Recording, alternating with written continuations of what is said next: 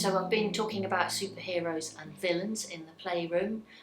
We talked quite a lot about the origins of superheroes and the metaphor and the importance of metaphors and how our clients identify with the superhero who is, strong and powerful and is often like the person who they hope can come and rescue them, or sometimes they might be identifying with the superhero themselves and really wanting to kind of break out of what they're doing. Superheroes are so ubiquitous in our society, and actually when I asked the room just now, who'd been to a superhero movie or who had a superhero t-shirt, it was everybody. So they're everywhere and they're clearly important to us all as society. So I don't know why they haven't, why have they not been kind of focused on in therapy before?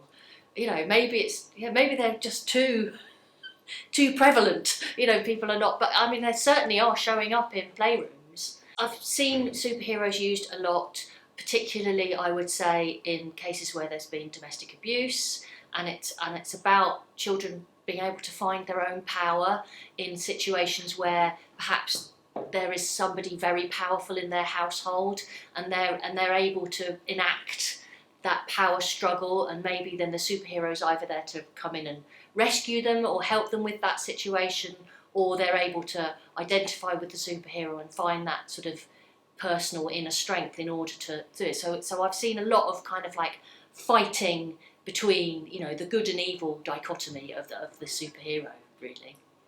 So villains are really, really interesting because they are essentially superheroes.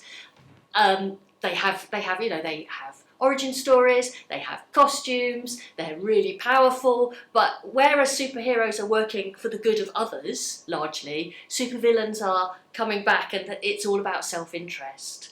But they're also really important. You can't have a superhero really without a supervillain. The superhero needs a foe to bounce off, just like the superhero also needs the flaw in their, they can't, a superhero isn't a god.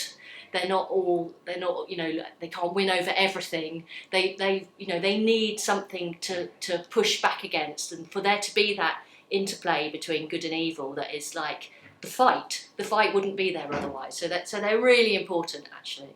One of the things about superheroes that's really important is there's not in our society, there's so much grey area, there's so much nuance, but superheroes aren't about grey area. They aren't about nuance. They're about something that can come along and it's big and it's powerful and it can sort it all out. So it's a really attractive kind of thing to help the clients. I suppose the one thing I wanted to say about the workshop was that I thought it was really important that it had experiential work in it as well, because I don't want to be just feeding people like stuff. It was really important for me that the participants of the workshop had things to do and things to take away with them, because then they could take it with them and grow their learning themselves.